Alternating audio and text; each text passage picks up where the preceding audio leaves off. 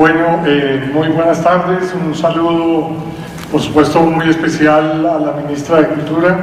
un saludo muy especial también a la directora de la Biblioteca Nacional, un saludo a ambas y un reconocimiento sobre todo por esa tarea meteórica, ciclónica, maravillosa que despliegan en favor de la paz del país, en favor de la reconstrucción, en favor de la reconciliación. Sin duda, sobre todo, un agradecimiento a todos ustedes y un saludo a todos ustedes que hacen también desde la promoción de la lectura, desde el trabajo de los bibliotecarios, de los bibliotecólogos, de los promotores de lectura y escritura, un trabajo tan maravilloso por la reconciliación del país. Yo tengo que decir, y creo que es notorio, que estoy muy orgulloso, muy agradecido de que me hayan invitado a conversar con ustedes, a hacer algunos planteamientos, pero sobre todo muy, puede decirse, ansioso. El momento que acaba de comentar la ministra de Cultura, pues es una situación que en verdad nos pone en una cierta característica de tensión, de ansiedad, de cierta tristeza, pero también de una gran esperanza. Sin duda, por cada rendija renace la esperanza y eso es perfectamente posible. También estoy muy ansioso porque para quienes trabajamos en el diseño, en la gestión de proyectos sociales y culturales, la biblioteca pública y el trabajo que todos ustedes desarrollan, que desarrollan ese conjunto de personas y que desarrollan las bibliotecas públicas, pues es básicamente, es esencialmente un trabajo que tiene que ver con la resolución pacífica de conflictos, que tiene que ver con alternativas para la convivencia, que tiene que ver con alternativas para la paz, que tiene que ver con alternativas para la reconfiguración del diálogo, que tiene que ver con alternativas para la construcción de algunos consensos. Y ese trabajo que ustedes desarrollan, sin duda, es un trabajo que fundamentalmente desde la escritura, desde la lectura,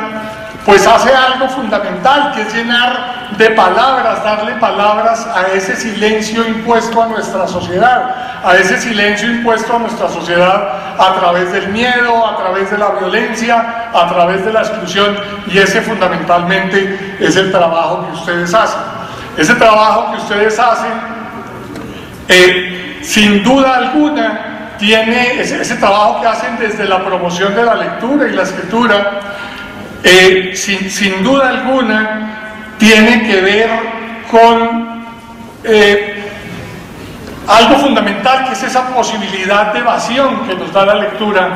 pero también esa posibilidad de evasión, esa posibilidad de terapia contra la esquizofrenia, si se quiere, pero también esa posibilidad de implicación, sobre todo esa obligación que tenemos desde la cultura, desde las artes, desde la cultura, desde la lectura, desde la literatura, de cambiar un poco esto que nos ha sido dado, esto que nos ha sido entregado, esa posibilidad y esa obligación que tenemos de implicación, de transformación, esa obligación que tenemos de solidaridad, esa obligación que tenemos como seres individuales, pero también como seres trascendentes. Yo creo que sin duda alguna la construcción de la convivencia, la construcción de la paz, que es el trabajo que todos ustedes y nosotros de alguna manera hacemos, pues es un trabajo que no entra en inventario, que no entra en quietud, que no entra en reposo ante las vicisitudes sociales o ante las vicisitudes políticas o ante las circunstancias políticas que estamos conociendo hoy y que estamos enfrentando hoy, sino que al contrario, ante esas circunstancias somos una sociedad y somos un conjunto de trabajadores de la cultura que nos encontramos todavía más obligados a trabajar, a pensar, a proponer tareas frente a la paz, a proponer alternativas novedosas frente a la paz, y sin duda alguna eso será lo que ustedes hagan en estos días de un congreso que lleva por nombre las bibliotecas públicas como escenarios para la paz, porque sin duda alguna, esa construcción de paz, esa búsqueda de paz, es lo que hacemos todos nosotros a diario, es lo que hacen las 1.400 bibliotecas públicas que hay en este país fragmentado, en este territorio ciertamente fragmentado. Esa construcción de paz, sin duda alguna, es lo que han hecho las experiencias y las personas que hoy van a ser premiadas dentro del Premio Nacional de Bibliotecas Públicas, ese trabajo tan bello que se ha desarrollado, ese trabajo tan bello, por ejemplo, que uno de los jurados de ese Premio Nacional de Paz, como el maestro Zuleta, que está aquí presente, ha hecho desde esa idea que nos da de la palabra, las letras, la lectura como un escape, como una posibilidad de reconciliación y escape. Sin duda alguna, ese trabajo de construcción de paz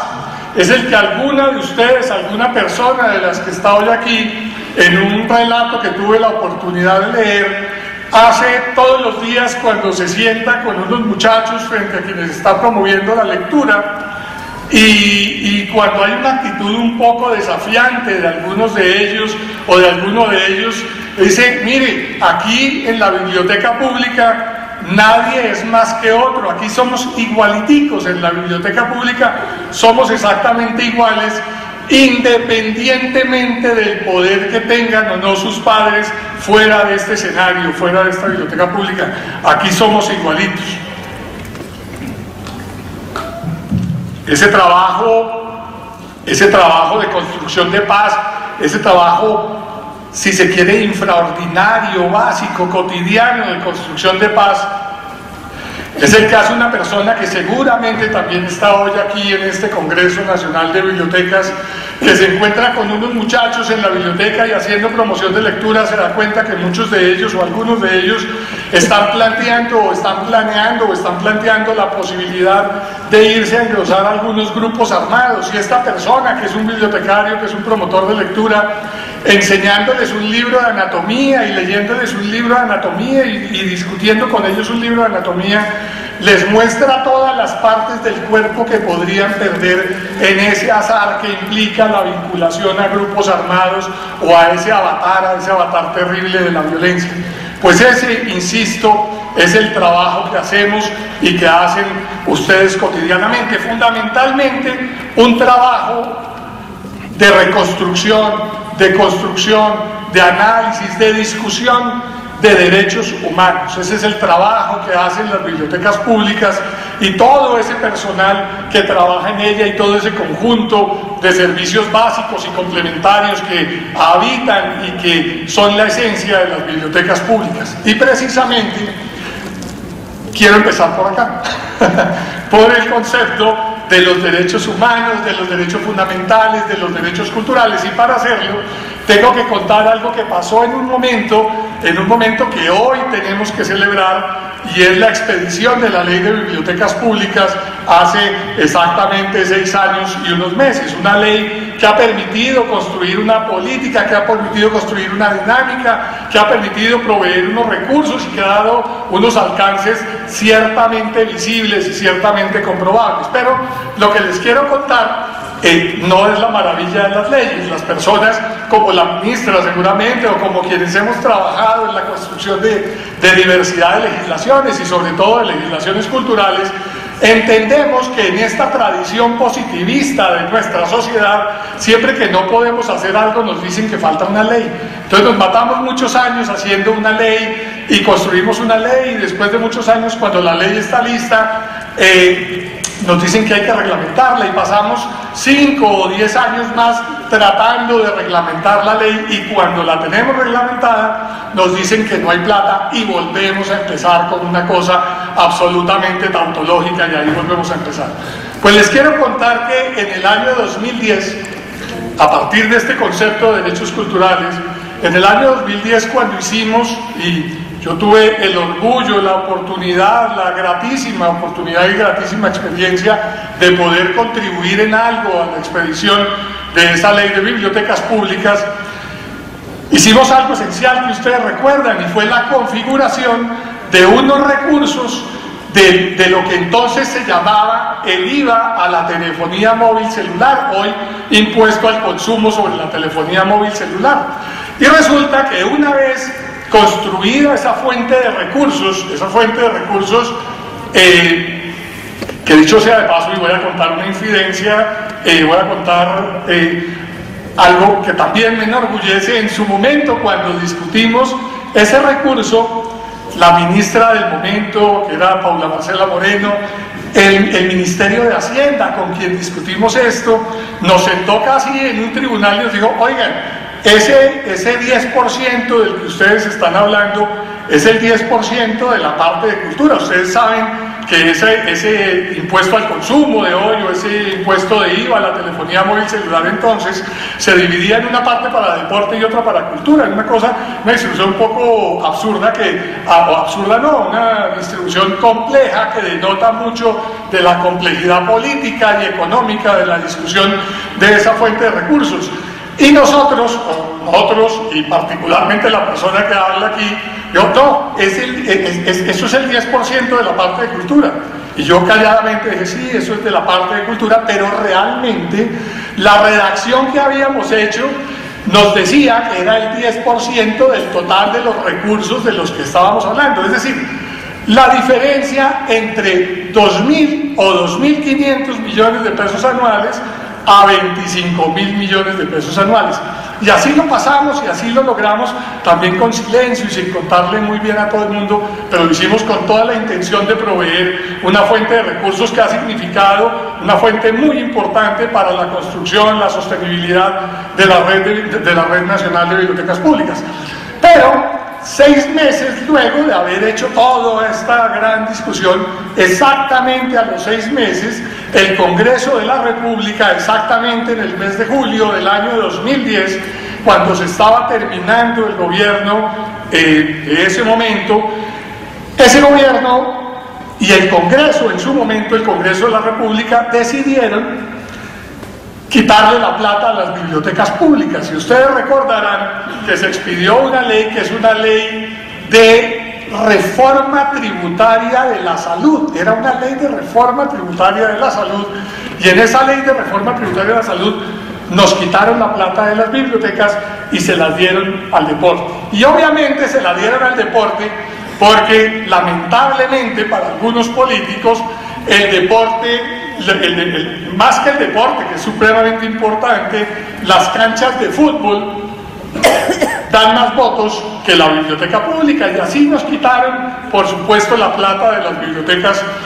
bibliotecas públicas, y en una ley de recursos para la salud se la pasaron al deporte.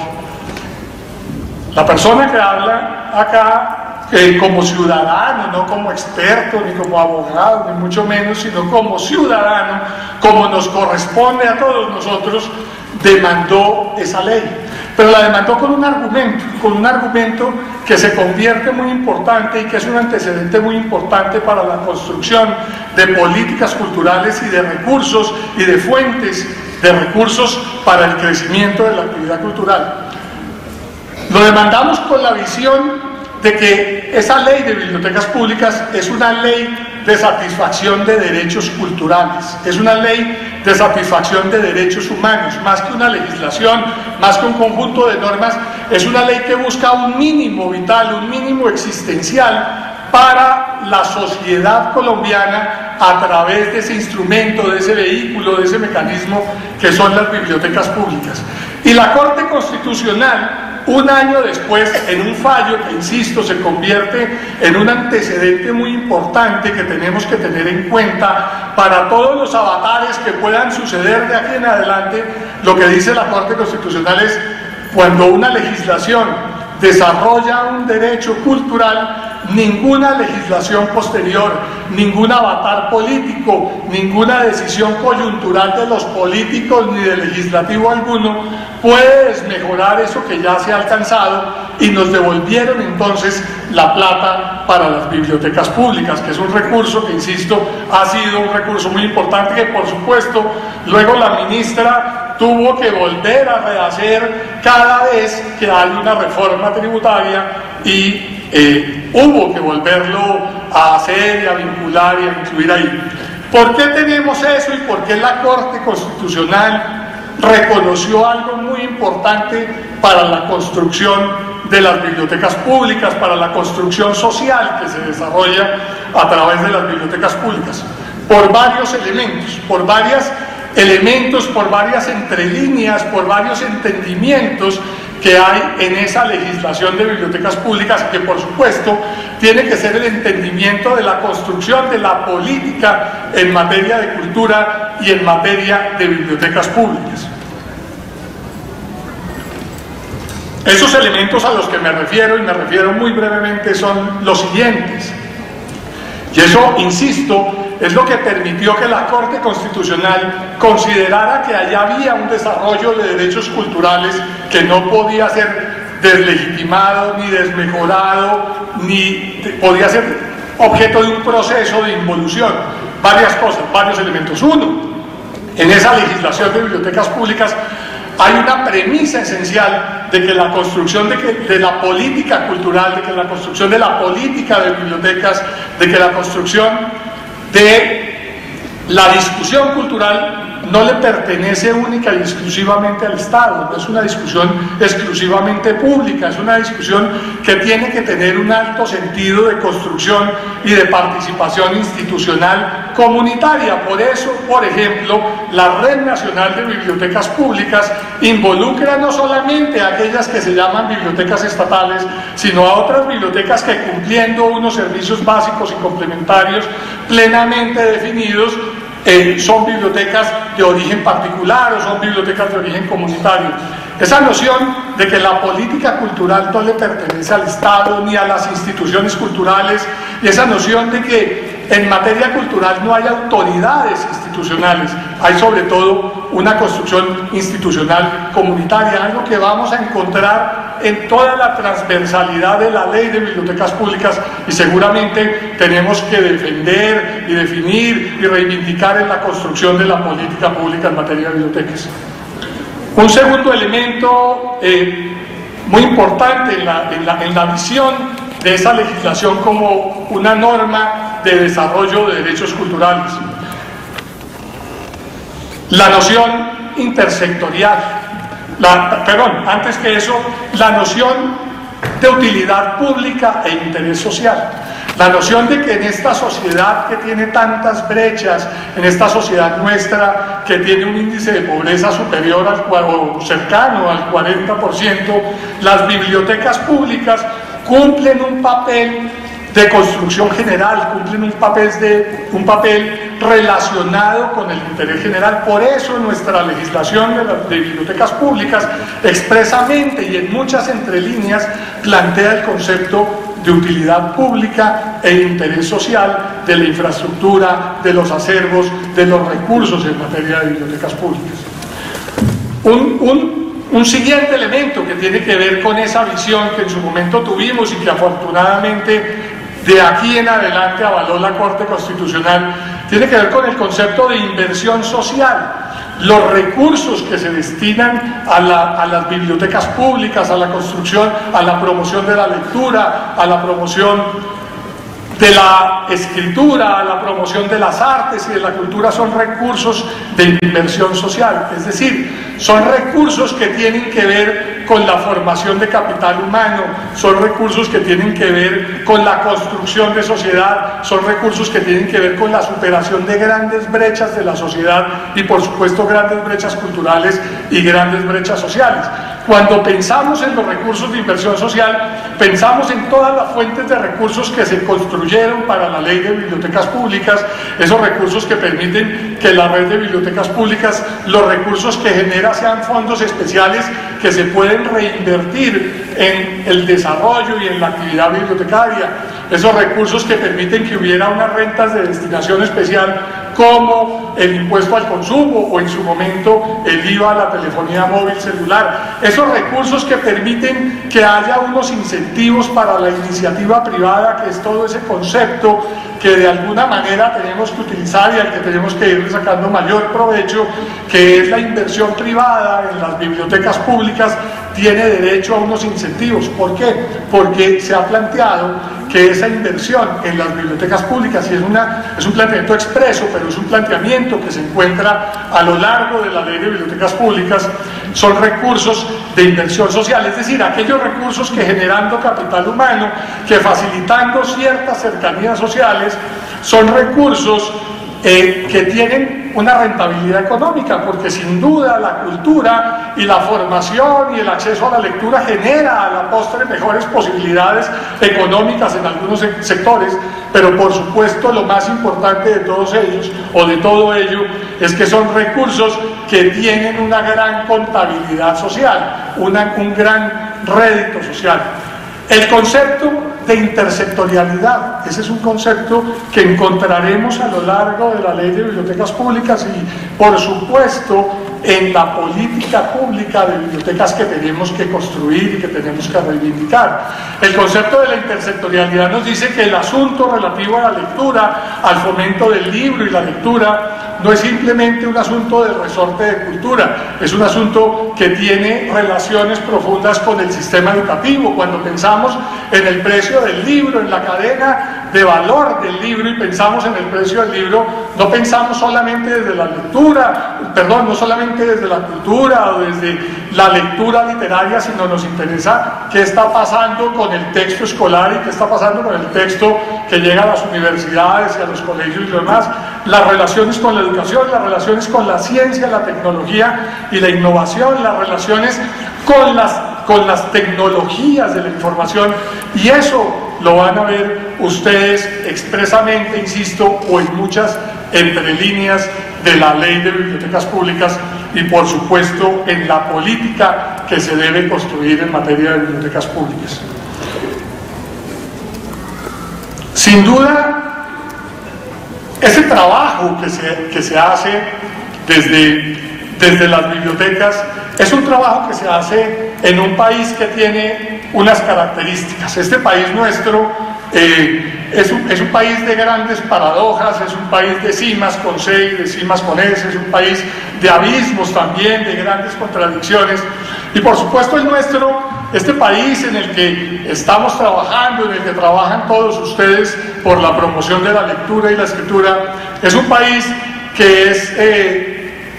el quinto territorio más grande de América Latina, es el tercer país más poblado de América Latina. Este país nuestro es un país que ha venido, digamos, creciendo de manera sostenida desde el punto de vista económico, que se encuentra hoy ubicado entre el grupo de los IBEX en el mundo, que son unos países que por su diversidad productiva, por su tamaño, por su nivel de población, ofrece unos grandes atractivos para la inversión, para la diversificación productiva y demás. Este es un país que en materia cultural tiene unas cifras muy interesantes también. Es un país que es quizás el tercero o cuarto mayor exportador de bienes, productos y servicios culturales hacia el resto de América Latina. Es un país que tiene unos indicadores muy importantes en el mundo editorial, en el sector editorial, que tiene unos indicadores. Nos hemos convertido, por ejemplo, en la tercera industria cinematográfica de América Latina tan solo en 10 años, a partir de un conjunto de instrumentos y de políticas. Somos un país, Colombia es el segundo país de América Latina con mayor diversidad lingüística en todo el territorio latinoamericano, pero por supuesto este país que nos ha tocado en suerte y por el que nos ha tocado trabajar, es un país que todos sabemos tiene un índice de pobreza, ya lo decía, cercano al 40% de la población. Es el país más inequitativo, dicen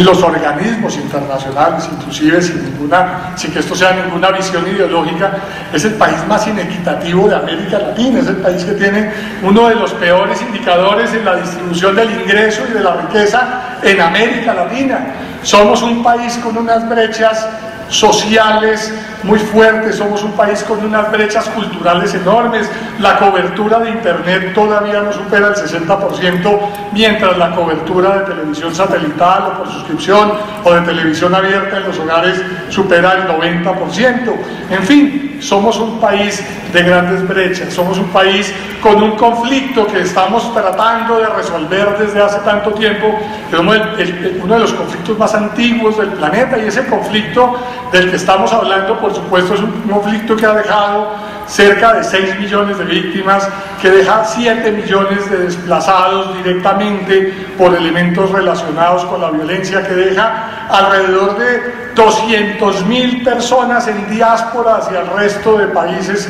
en el mundo. Es un conflicto que ha generado el expolio de más de 2.900.000 hectáreas de tierra. Es un conflicto que, por supuesto, ha fragmentado el territorio nacional, nos ha creado una gran distancia a nivel territorial.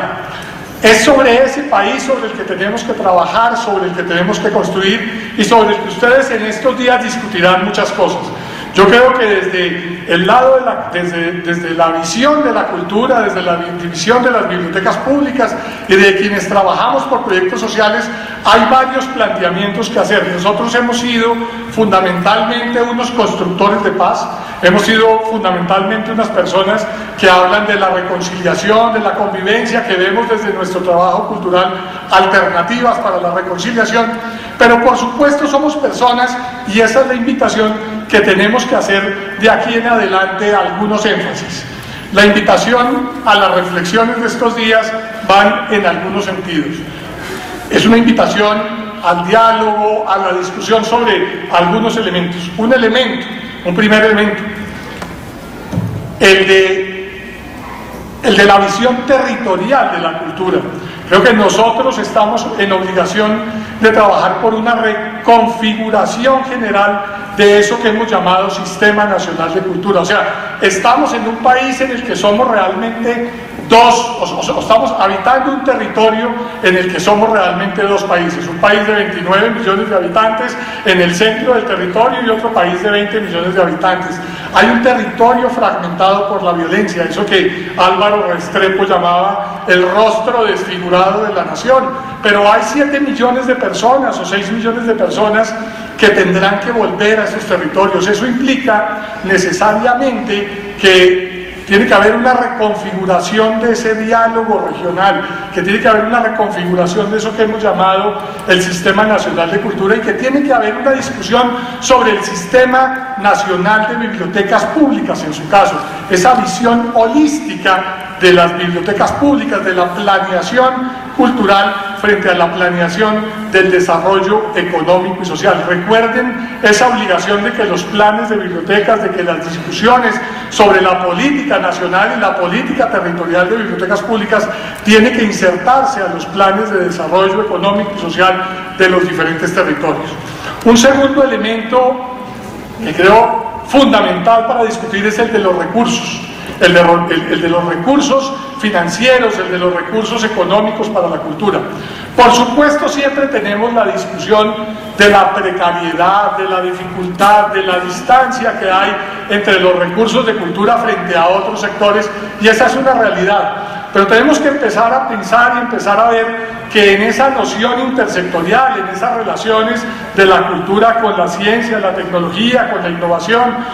tenemos que empezar a pensar que el trabajo que hacemos es fundamentalmente un trabajo de innovación social.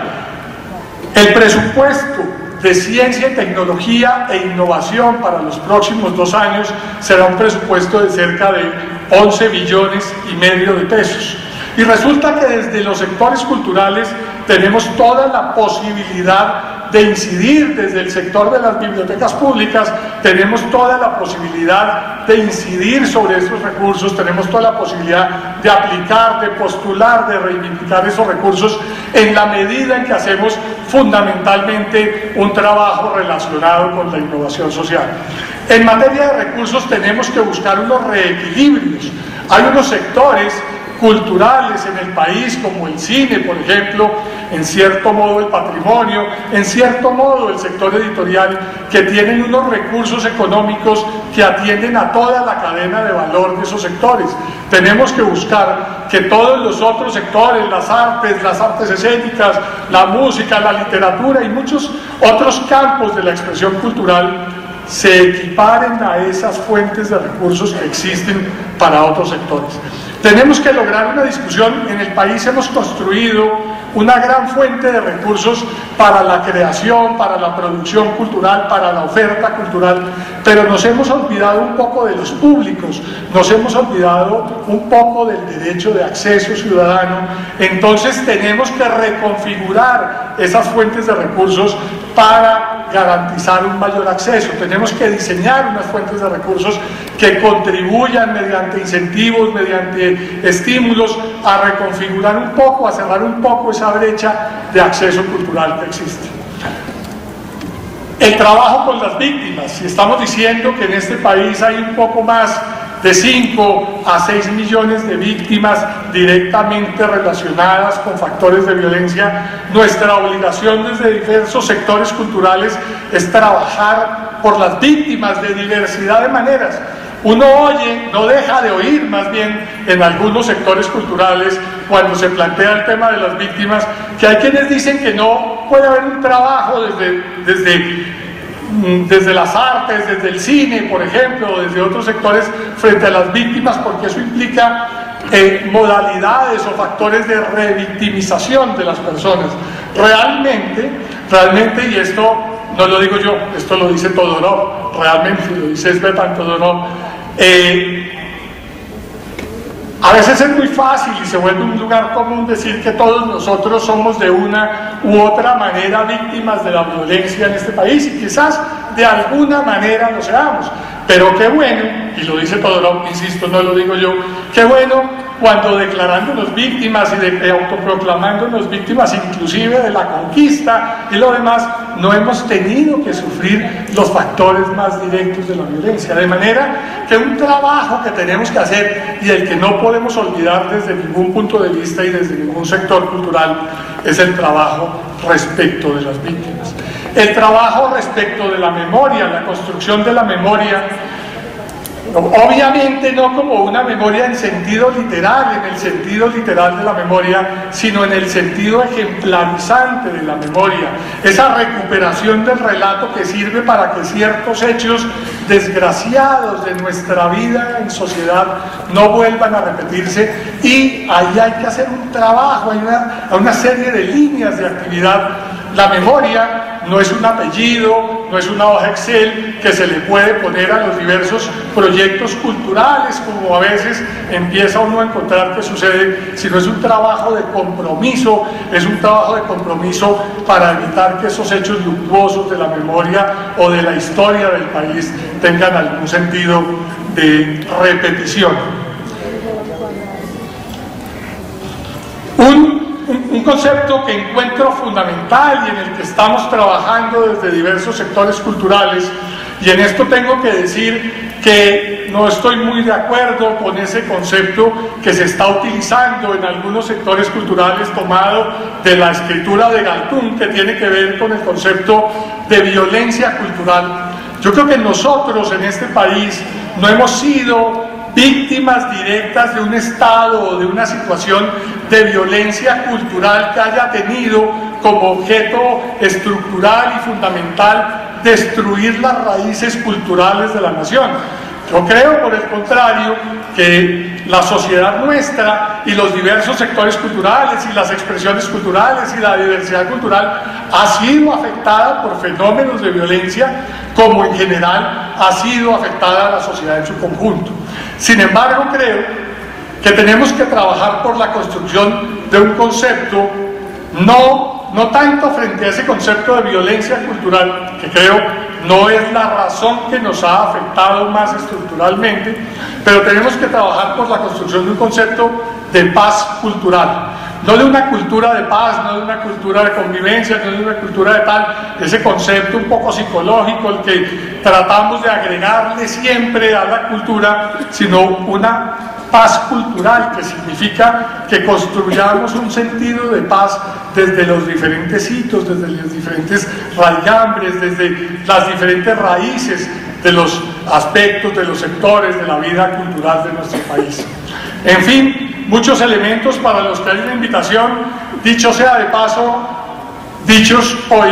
de una manera un poco o bastante desorganizada. Sin embargo, la invitación es a que sigamos haciendo el trabajo que hemos hecho durante siempre y al que estamos comprometidos, que, insisto, es dejar esto un poco mejor de lo que lo encontramos, y es un trabajo que tenemos que seguir haciendo por la comprensión de la paz. Muchas gracias.